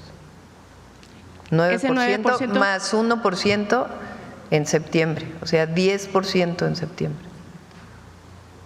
¿Y eso a los que ganan más de 27,000 pesos es menor, pero eso es algo que se hace normalmente. Entonces, esa idea… O sea, para que los que menos ganan, pues ganen más. ¿Esa información que algunos maestros tienen es entonces errónea? Pues tiene que ver con el salario directo y las prestaciones, pero en términos de su ingreso en su cheque quincenal es el 9% para todos aquellos que ganan menos de 27,000 pesos. Y por cierto, eso de los 27,000 pesos incluye a todos los trabajadores del Estado. Entonces, ¿es el 9% bruto al salario? Sí, es ingreso directo. Bien, gracias, presidente. Gracias. La última pregunta de hoy. Buen día, presidenta. Jonathan Lozada, de Chiapas. La elección de ayer es probablemente el acto que faltaba para ser real, para poner en el plano de la realidad ese principio constitucional de que el poder emana del pueblo. Una elección que se llevó a cabo en paz, que tuvo una amplia participación y que también es parte de un proceso largo que inició con el expresidente Andrés Manuel López Obrador, con una primera propuesta que llevó un plan B a un plan C, a una serie de circunstancias complicadas, difíciles y que finalmente se llevó a cabo. En este momento, considerando todo ese trayecto, todo ese proceso, presidenta, ¿cómo asume no únicamente el acto de ayer, sino todo el proceso que se llevó como parte de una transformación y qué importancia tiene a nivel internacional en este modelo en el que México no únicamente tiene un cambio de régimen o tuvo un cambio de régimen a partir de 2018, sino un cambio de modelo que contrasta mucho con el resto del mundo? Qué bueno que recuerdas lo del plan C, porque tiene que ver con decisiones de la Corte actual. Recuerden que el Poder Legislativo aprobó leyes en su momento, algunas que tenían que ver con el sector eléctrico, y la Corte, fuera de sus atribuciones, cambió la legislación, o sea, se volvió la Corte Legislativo, que por cierto, quienes critican esta reforma eso no lo critican. No critican que la Corte, fuera de sus atribuciones, se volvió poder legislativo. Entonces, de ahí vino el famoso plan B. Y ya cuando volvieron a echar atrás esa reforma en la Corte, entonces el entonces presidente López Obrador dijo, vamos por el plan C. ¿Cuál es el plan C? Pues a ganar la mayoría calificada en los congresos. Y el pueblo dijo, plan C. En aquel entonces dijeron, es que el tribunal está votando con la sobrerepresentación de Morena y de los partidos aliados, el Verde y el PT. Pues no, se demostró paso por paso que lo que dice la Ley de Procedimientos Electorales se cumplió como se ha cumplido en el 2015, en el 2012, en el 2018, tal cual. Y sí, se ganó la mayoría calificada. Y al ganar la mayoría calificada, pues entonces cambió la Constitución. Y una de las reformas constitucionales fue la del Poder Judicial. Muy profunda, sí, muy profunda. ¿Qué objetivo? Que el pueblo decida. Que el pueblo decida. Y ese es en esencia los principios de la Cuarta Transformación. El poder en México lo tiene el pueblo, no lo tienen los poderes fácticos, que por cierto por ahí salieron algunos hablando de eso. No lo tienen los que antes gobernaban y se creían dueños de México. No, en México el poder lo tiene el pueblo. Y el gobierno le responde al pueblo. Y además cambió el modelo económico. De por el bien de todos, primero los privilegios, a por el bien de todos, primero los pobres. ¿Profundo el cambio? Sí. Jamás, dicho de otra manera, siempre se dijo que la cuarta transformación era un cambio de raíz. Lo dijo el presidente López Obrador en el 2006, en el 2012 y cuando ganó en el 2018. Y cuando llegamos nosotros en el 2024, que ganamos hace un año justamente, con el 60% de la votación, 59, casi 60. Nunca engañamos a nadie. Dijimos, viene el cambio en el Poder Judicial. ¿Qué cambio? Acceso a la justicia. ¿Cómo? Pues que el pueblo elija a sus jueces. Y eso es lo que pasó ayer. ¿Y están resguardadas las inversiones? Sí. ¿Está resguardado la inversión pública? Sí. ¿Qué cambia? El acceso a la justicia. Ya no solo es para el que tiene dinero, ya no solo es para el poderoso. Nuestro anhelo es que con este cambio en el Poder Judicial, elegido por el pueblo de México, todas y todos tengan acceso a la justicia y que haya un verdadero Estado de Derecho. Porque ¿cómo puede hablar de Estado de Derecho aquel que no paga impuestos y que se escuda en amparos sobre amparos, sobre amparos, sobre amparos, sobre amparos para no pagar impuestos? ¿Cómo puede hablar de Estado de Derecho cuando se libera delincuentes de la delincuencia organizada? ¿Cómo puede hablar de Estado de Derecho cuando se liberan las cuentas de delincuentes de cuello blanco que evidentemente estuvieron vinculados con un acto de corrupción? No, con esta votación el objetivo es que México entre a un verdadero Estado de Derecho, donde todas y todos seamos iguales y tengamos el mismo acceso a la justicia y no dependa del poder que tienes para tener acceso. Esa es la gran diferencia. ¿Quién podía sanear al Poder Judicial? Solo el pueblo, solo el pueblo. Y le corresponde al pueblo vigilar al nuevo Poder Judicial. Eso es lo que está cambiando en México. Y sí, somos un país muy democrático, el más democrático, porque somos los únicos que elegimos al Poder Judicial. Democracia es poder del pueblo. Algunos apostaban a que no se pudieran llevar a cabo en paz y eficientemente las elecciones. Y también en Chiapas, ¿no? Incluso ahí un robo de algunas boletas y finalmente se instaló más del 99% de las casillas y todo transcurrió en Chiapas con paz. Incluso el expresidente Andrés Manuel López Obrador votó ahí en Chiapas, sí. Salió en Palenque, muy cerca de las majestuosas y magníficas ruinas de esta gran civilización maya. Y como lo recordó usted, pues habló también, entre otras cosas, ya lo mencionó mi compañero hace un rato y usted agradeció pues lo que él ha comentado, que México tiene a la mejor presidenta del mundo. Y también habló del libro que en diciembre saldrá, y un libro que pues tiene una tesis interesante en donde él lo compartió. La fortaleza de México se sustenta en la grandeza de sus culturas originarias, dice el expresidente, y dice es la tesis del libro que saldrá. Quiero preguntarle, Presidenta, ¿usted coincide con ello? ¿Cuáles son sus pensamientos en torno a esta fortaleza y a las culturas de México? Sí, México durante muchos años de los gobiernos neoliberales, a los presidentes les avergonzaba ser mexicanos y veían fuera los grandes modelos.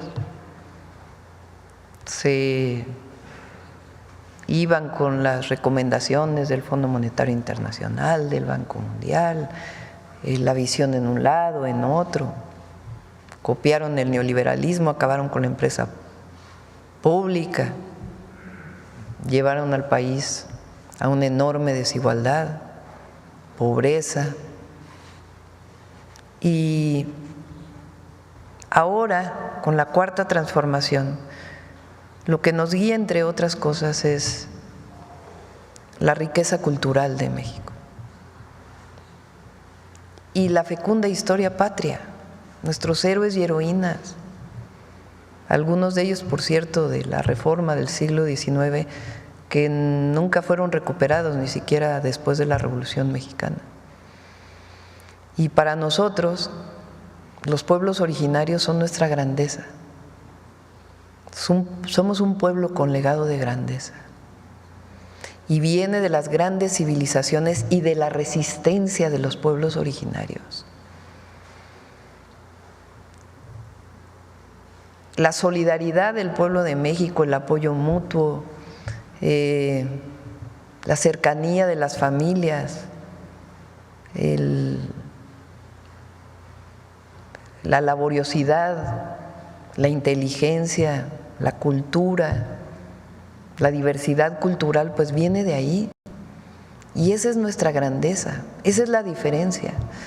Nosotros estamos orgullosos y orgullosas de ser mexicanos. Y en nuestra historia encontramos la salida. En ningún otro lado. Claro que se ve a los ejemplos y otras cosas que han ocurrido en otros lugares del mundo, pero creemos en México, en nuestra historia y en nuestros pueblos, o en los pueblos. Entonces, el presidente López Obrador, en su libro Gracias, y lo dijo por primera vez en aquella marcha histórica del 2022 de 1 millón de personas que salimos a acompañarlo, en aquel momento puso sobre la mesa, por decirlo así, dijo en su discurso, que proponía que lo que nos guiara fuera un pensamiento que le llamó el humanismo mexicano. En el libro Gracias viene un capítulo dedicado al humanismo mexicano y ahí habla de los dos grandes pilares. El primero, la grandeza cultural, los pueblos originarios, las grandes civilizaciones. Y el segundo, pues de la independencia hasta la fecha, nuestra historia política, por decir así.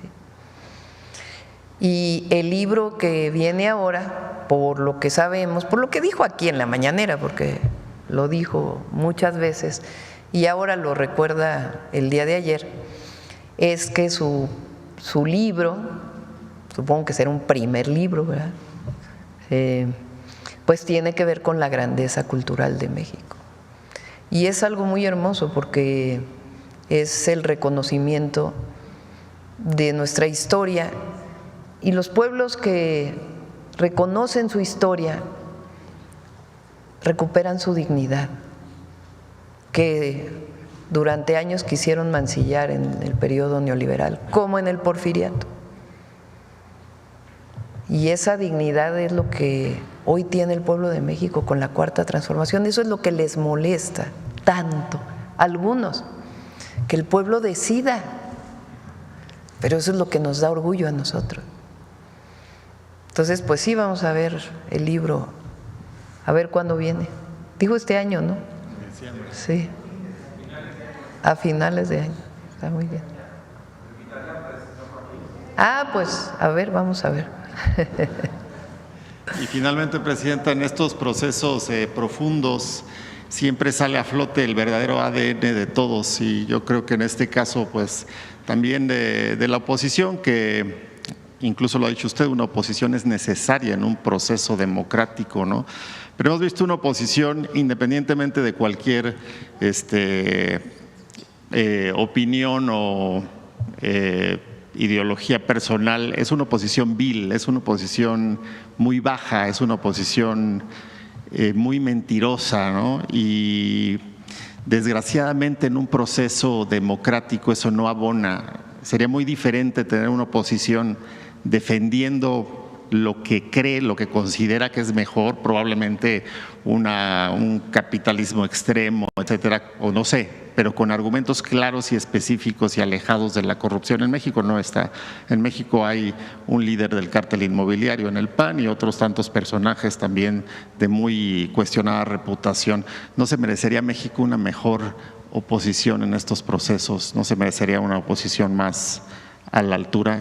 Nada más una última pregunta esa. Pues lo que tienen que ser es muy claros con el pueblo de México de cuál es su proyecto.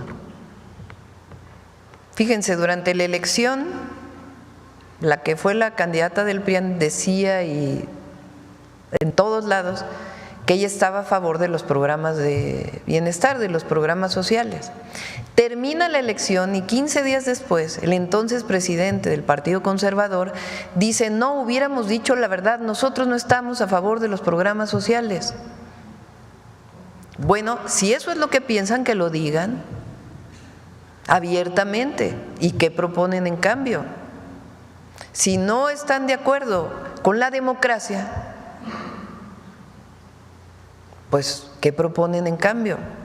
Si hablan de libertad para unas cosas y para otras no, pues ¿qué proponen? No hay un proyecto de nación. Nosotros sí tenemos un proyecto de nación y es para todas y todos los mexicanos, solo que por el bien de todos, primero los pobres. Gracias, Presidenta. Gracias a todas y a todos. Vamos a Humanismo Mexicano, muy breve porque ya son 9:20. Con su permiso, Presidenta. Hola, ¿qué tal? Muy buenos días a todos y todas. Es un honor estar aquí con todos ustedes. El día de hoy y de forma extraordinaria les vamos a presentar 2 cápsulas de video que conmemoran 2 importantes acontecimientos que son relevantes cada uno a su manera para el humanismo mexicano. En primer lugar, y en el marco del Día de la Marina que se celebró ayer, 1 de junio, recordaremos los antecedentes e importancia histórica del sector naval y de la propia Marina, que precisamente en junio, pero de 1917, se consolidó como una institución 100% mexicana, al aplicarse el artículo 32 de la por entonces recién promulgada Constitución mexicana, que por primera vez establecía que para pertenecer a la Marina Nacional y desempeñar cualquier cargo en ella se requería ser mexicano de nacimiento. Eso por una parte. Por otro lado, y a manera de cierre, queremos recordar la histórica elección multitudinaria del 2 de junio del 2024, en la que el pueblo de México refrendó su apoyo al proyecto de la Cuarta Transformación, que, como sabemos, tiene entre sus pilares al humanismo mexicano, un modelo político que se nutre de la riqueza histórica y cultural de México para buscar el desarrollo compartido con bienestar. Veamos los videos, por favor. Desde sus inicios como nación, México ha reconocido la importancia de sus mares en la defensa y desarrollo del país, pues han sido escenarios de lucha, comercio, esperanza y soberanía. Durante la Guerra de Independencia, las costas del Pacífico y del Golfo de México jugaron un papel estratégico. En 1813, José María Morelos tomó el puerto de Acapulco, pues comprendió que controlar el mar era también controlar el destino del movimiento insurgente. En ese momento, claro, los puertos proporcionaban importantes recursos económicos. Aunque Aunque el sueño de una marina propia no pudo consolidarse durante la lucha armada, la idea quedó sembrada. Con la independencia consumada, el 4 de octubre de 1821 nació oficialmente la Armada de México. El despacho de Guerra y Marina la incluyó bajo su mando, confiando su organización al teniente de navío José Antonio de Medina Miranda. Un poco más tarde, los constituyentes de 1824 se encargaron de reorganizar la Armada Mexicana. Este fue uno de los principales objetivos del Congreso, impulsado particularmente por los generales Guadalupe Victoria y Vicente Guerrero ante el temor de una invasión marítima española.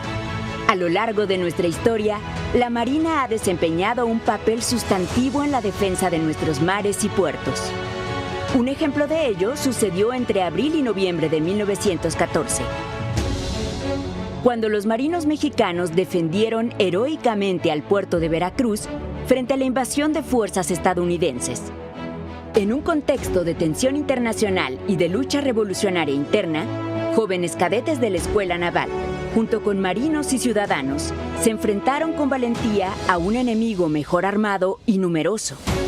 Bajo el mando del teniente José Azueta y el cadete Virgilio Uribe, quienes ofrecieron su vida por la patria, los defensores resistieron, convirtiéndose en símbolo del compromiso y lealtad de la Armada de México.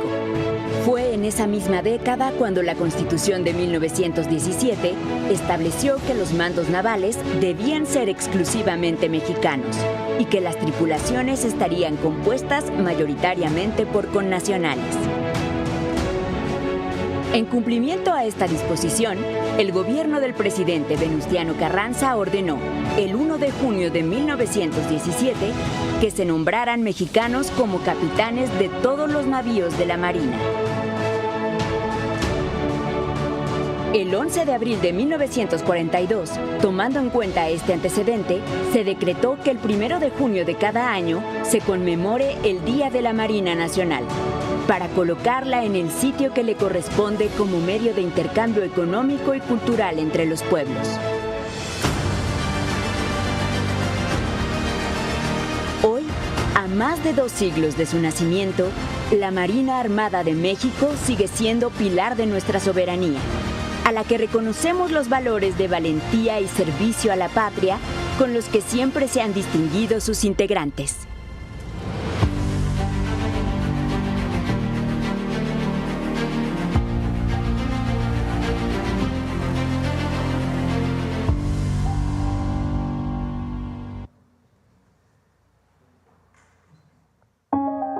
El 2 de junio de 2024, las y los mexicanos refrendamos nuestro compromiso con la transformación de la vida pública de México.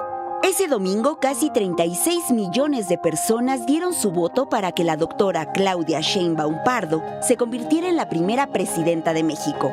Así, con A, como doctora, ingeniera, arquitecta, trabajadora. Con A porque lo que no se nombra no existe.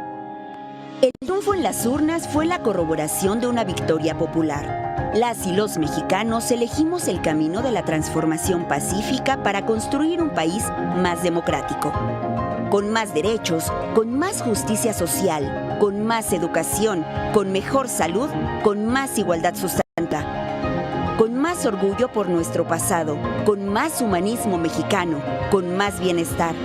Todo esto con un objetivo en común: por el bien de todos, primero los pobres. El segundo piso de la Cuarta Transformación superó mentiras y campañas de odio porque su fuerza reside en el amor, el cariño y el trabajo por México. Por eso, millones de personas convirtieron a la doctora Sheinbaum en la candidata más votada en la historia. Todos los sectores, grupos de edad, profesiones y regiones del país ratificaron su confianza en el movimiento y su apoyo a la presidenta. Junto con la doctora llegan las ancestras, las mujeres afromexicanas y las de los pueblos originarios, las trabajadoras, las cuidadoras, las amas de casa, las estudiantes, las deportistas, las doctoras, las sufragistas y las que formaron la Chinaca, las mujeres revolucionarias y las de las otras 3 transformaciones. La presidenta no viene sola, no camina sola, no gobierna sola, porque con ella llegamos todas y todos los mexicanos de corazón.